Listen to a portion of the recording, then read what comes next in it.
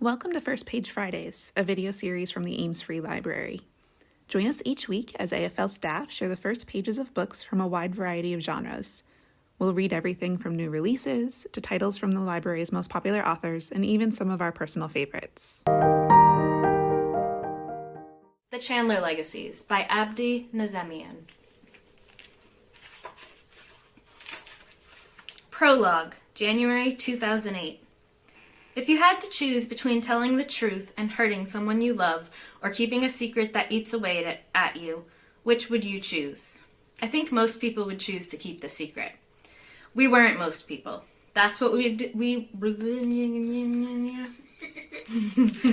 how I go most time. The Chandler Legacies by Abdi...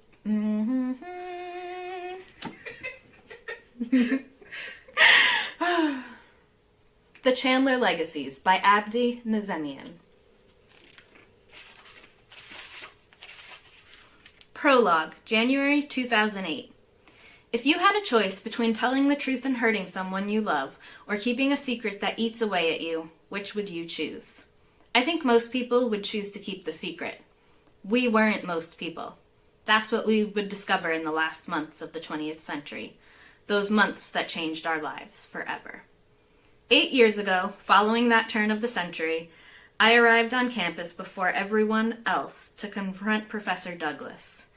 It had snowed over the holidays, and with no students traipsing across the grounds in their Timberlands, the whole school looked like a cloud. Everything imposing and menacing about Chandler suddenly became innocent and fresh, like it was a place of new beginnings, which I knew by then it wasn't.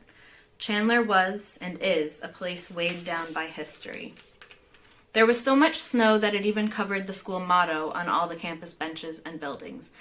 Veritas vos liberabit. It's as if nature knew that truth will not, as it turns out, liberate us all. It takes more than truth to liberate. It takes action. I remember knocking on Douglas's door 5 times before she finally opened it. Her trademark spiky auburn hair looked more electrocuted than ever. I pulled the pages from beneath my coat and handed them to her. She didn't take them right away.